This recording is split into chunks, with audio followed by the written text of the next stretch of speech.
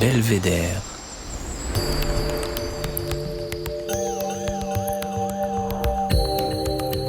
Le podcast du département de l'Isère.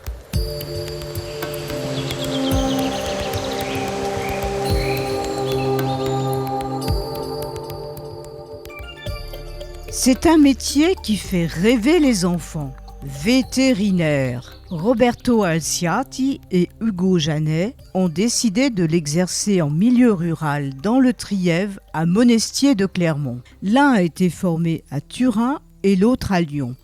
Ils se sont rencontrés lors d'un stage à Vif et sont les premiers vétérinaires à avoir perçu une aide du département pour leur installation dans un territoire où le manque de vétérinaires fait cruellement défaut. Ils ont obtenu une subvention de 15 000 € plus 20 centimes d'euros par kilomètre pour leur déplacement. Leurs journées ne sont pas de tout repos, mais la passion pour leur métier et la reconnaissance des éleveurs récompensent largement leur engagement.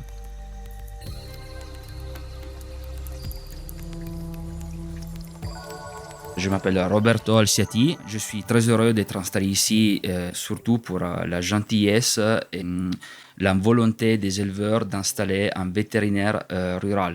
Aujourd'hui, on a un très bon rapport avec notre clientèle, un rapport de confiance, je dirais presque d'amitié avec la plupart des clients et des éleveurs. Avoir un bon rapport avec la clientèle, ça nous aide beaucoup parce qu'on a des grosses journées, c'est pas tout, on passe beaucoup d'heures dans nos voitures, on voit qu'on couvre un rayon à peu près de 60 km. On est très passionné, mais ça peut être un peu difficile d'avoir une vie privée à côté de tout ça.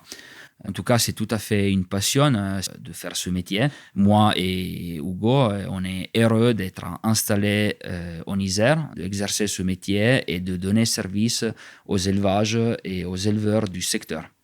Pouvez-vous nous raconter la journée type d'un vétérinaire de campagne ? Une journée type, ça commence le matin vers 6h30, 7h. C'est à ce moment-là que le téléphone il commence à sonner. Justement, aujourd'hui, le téléphone il a sonné la première fois à 6h du matin. Pour quelle raison le téléphone ça sonne aussitôt le matin? Parce que les éleveurs ils se réveillent, ils font le tour de ces animaux dans les stabules, dans les écuries, et c'est là qu'ils arrivent à voir s'il y a quelque chose que ça marche pas.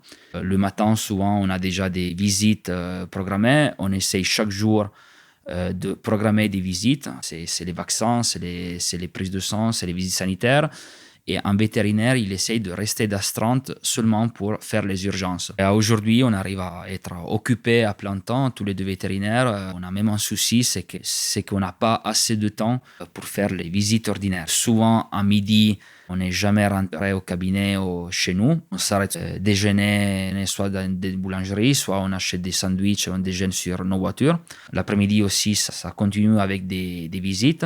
Et en plus, à côté des visites, il y a toute la partie administrative qu'on passe beaucoup de notre temps le soir au cabinet, au bureau, à ranger les ordonnances, à rentrer les factures, commander les médicaments, faire les protocoles de soins, etc. Ce matin, Hugo il était censé être au cabinet à 9h. Lui, il a commencé sa journée avec une visite programmée. C'était prise de sang chez un éleveur sur un bovin. C'était à 8h. Après, il était censé être à 9h au cabinet, mais il a été appelé par un éleveur d'alpaga, recoudre, resuturer un alpaga qu'il était blessé dans la nuit par peut-être un loup, peut-être un autre carnivore, on ne sait pas.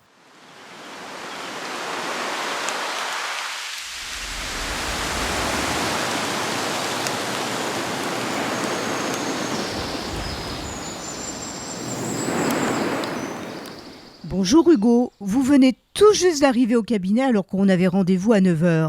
Apparemment, il y a beaucoup d'imprévus dans votre emploi du temps. Moi, je m'appelle Hugo Janet, donc je suis vétérinaire depuis 3 ans. Je suis Grenoble à la base. À la base, moi, je voulais être vétérinaire en ville, chien-chat. Par des stages que j'ai fait à l'école, c'est vrai que j'ai découvert le milieu rural et ça m'a beaucoup plu. Pourquoi j'ai préféré faire ça? Notamment pour la diversité des animaux qu'on soigne. On soigne quand même plus d'animaux qu'en clinique chien-chat. d'espèces différentes. Et puis surtout, le fait d'être dehors, de travailler dehors, à l'air libre, d'aller de ferme en ferme. Donc, ce matin, voilà, on avait rendez-vous, mais j'ai eu une urgence. J'ai dû aller recoudre un alpaga qui s'était pris un coup de corne. Donc voilà, il faut être prêt à modifier son emploi du temps, modifier ses rendez-vous pour pouvoir pallier les urgences. Après, c'est vrai qu'on se forme finalement aussi à faire de la médecine chez des particuliers. Parce que nous, on est vétérinaires ruraux, donc à la base, on soigne dans les élevages. Mais aujourd'hui, il y a beaucoup de gens qui ont quelques chèvres, qui ont 1 ou 2 moutons. Et ces gens-là, ils ont aussi besoin d'un vétérinaire parfois. Donc c'est vrai qu'on soigne quand même différemment chez un particulier dans un élevage.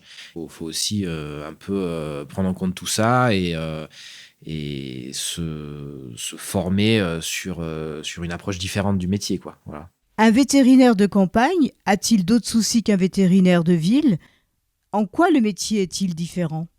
Dans le coin, on a le gros souci du loup. Alors, quand je dis souci, ça dépend de quel point de vue. C'est très bien que le loup, il est réintégré dans l'écosystème, mais c'est vrai que les éleveurs, ils avaient perdu l'habitude de gérer le loup.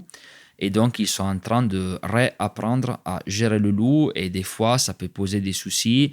De mon point de vue, ça pose de moins en moins de soucis. Il y a 10 ans, au début que le loup il était réarrivé en Isère, ça posait beaucoup de soucis parce que les éleveurs, surtout les éleveurs de chèvres et moutons, ne faisaient pas attention, ils ne rentraient pas les animaux le soir, ils les sortaient très tôt le matin, ils les surveillaient peut-être pas assez. Et surtout, il y avait très peu de patous. Aujourd'hui, les éleveurs ils sont en train de reprendre l'habitude à gérer le loup, soit en rentrant les animaux le soir, et soit avec les patous. Et ça aide beaucoup à gérer le loup. C'est pour ça qu'on entend parler de moins en moins. Et justement, le département Isère, il est très efficace à rembourser les dégâts causés par le loup.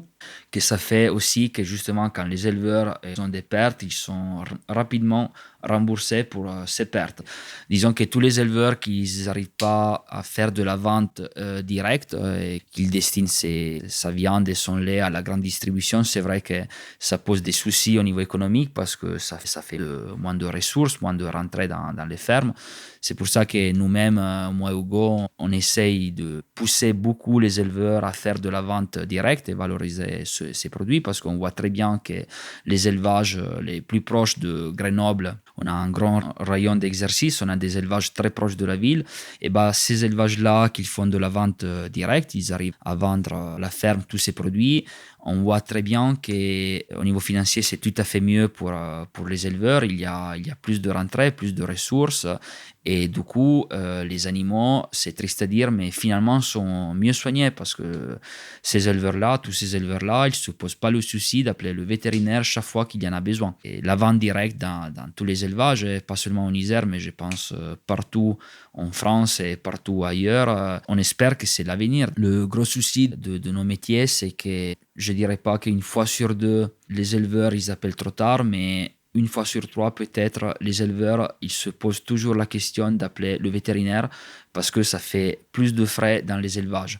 Moi, personnellement, avec mon expérience, j'aimerais bien dire que les éleveurs qui appellent plus le vétérinaire et ils soignent le plus, finalement, c'est les éleveurs qui sont plus gagnants, pas seulement d'un côté économique, mais d'un côté humain et personnel, parce qu'ils ont bien fait son métier, ils ont bien soigné ces animaux qui lui rapportent de l'argent et les font vivre. Être vétérinaire rural dans ce secteur, c'est pas tout à fait facile parce qu'on soigne toute une série de maladies, je dirais pas atypiques, mais différents types d'élevage. Donc, il faut avoir un peu de connaissances sur plusieurs espèces. On a des élevages bovins, chèvres, de moutons. Souvent, les élevages, ils sont pas bien équipés pour contenir les animaux parce que quand on a des élevages où il y a que 10 ou 15 bovins, et l'éleveur, à ce moment-là, il n'est pas bien organisé pour la contention de ces animaux. Donc, sûrement, pour un vétérinaire débutant, exercer ici, ce n'est pas toujours facile parce que quand on se trouve à faire une césarienne sur une vache qu'on n'arrive pas à contenir au milieu de la stabule, au milieu de la courte, déjà, il y a la difficulté de l'acte et après, il y a la difficulté de la contention de l'animal. Vous écoutez Belvédère, le podcast du département de l'Isère. Les maladies qu'on soigne le plus, c'est l'Isère, surtout le sud d'Isère, c'est une région de montagne. On a des gros soucis avec le changement climatique, de présence constante toute l'année de tiques. Et avec la présence constante de tiques, on soigne de plus en plus de maladies infectieuses, contagieuses, transmises par les tiques aux bovins, chèvres, moutons et chevaux. Et c'est vrai que c'est des maladies que des fois on ne connaît pas toujours bien.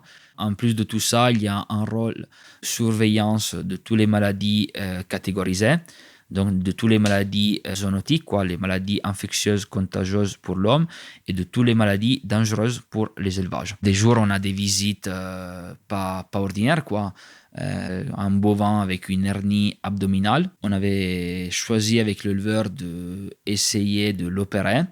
Sinon, c'était l'abattage de l'animal. L'éleveur il était à connaissance des risques de la chirurgie et de l'opération. Et c'est vrai que ça a été assez compliqué ce jour-là parce que ça a été plus difficile du prévu, plus compliqué du prévu. Il y a eu pas mal de complications. Et on a fini malheureusement pour euthanasier le bovin. On regrette quand même pas d'avoir essayé la chirurgie parce qu'on a au moins essayé de sauver l'animal. L'issue, ça a été le même, mais vis-à-vis de l'éleveur et de moi-même comme vétérinaire, on ne regrette pas d'avoir fait nos boulots. C'est un métier où, comme pour les médecins, je pense que c'est un métier que quand tout ça se passe bien, on est hyper content, on est hyper heureux et dès qu'il y a un animal qui meurt, dès qu'on fait une intervention, que ça ne se passe pas comme on veut, c'est vrai que moralement, ce n'est pas facile. Autant pour nous, vétérinaires, que pour les bons éleveurs. Comme je disais tout à l'heure, il y a plusieurs raisons. Moi et Hugo, on est installés ici et une des raisons, c'est qu'on a des petits élevages. On a vraiment un élevage de type extensif, c'est un élevage de montagne. Et surtout, on a des petits élevages, des petits troupeaux. Et aujourd'hui, la tendance, malheureusement, c'est d'avoir toujours des gros troupeaux, des gros élevages, mais on voit que les animaux ils sont mieux soignés et mieux gérés dans les petits troupeaux et dans les petits élevages. Alors, pour finir, tous les deux, pouvez-vous nous dire quel est votre belvédère en Isère ? C'est la question que nous posons à tous nos invités. Moi, mon belvédère en Isère, ça serait plutôt la Dent de Crolles. C'est une montagne qui était au-dessus de moi depuis que je suis tout petit. Donc, c'est vrai que c'est une montagne que j'ai beaucoup escaladé, beaucoup grimpé. Donc, voilà, ça serait plutôt là-bas, mon belvédère.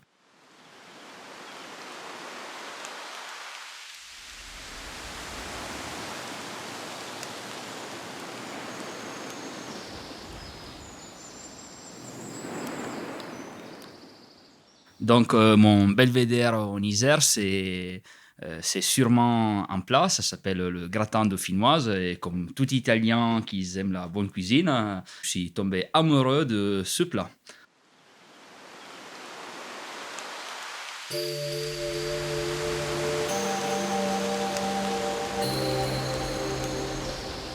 Belvédère.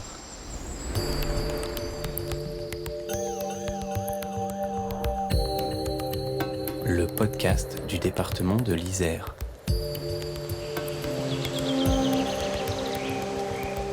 Merci beaucoup Roberto, merci beaucoup Hugo. Nous espérons que comme vous, d'autres vétérinaires feront le choix de s'installer en Isère dans les territoires ruraux qui en ont besoin. Cet épisode a été réalisé par Annick Berlioz avec Véronique Granger à la prise de son et Émilie Vadel du studio Scadian Co au mixage. La musique est signée Denis Morin de Vague Imaginaire. Vous pouvez écouter tous nos épisodes sur isère.fr, rubrique Podcast Belvédère ou sur toutes vos plateformes de podcasts préférées. À très bientôt!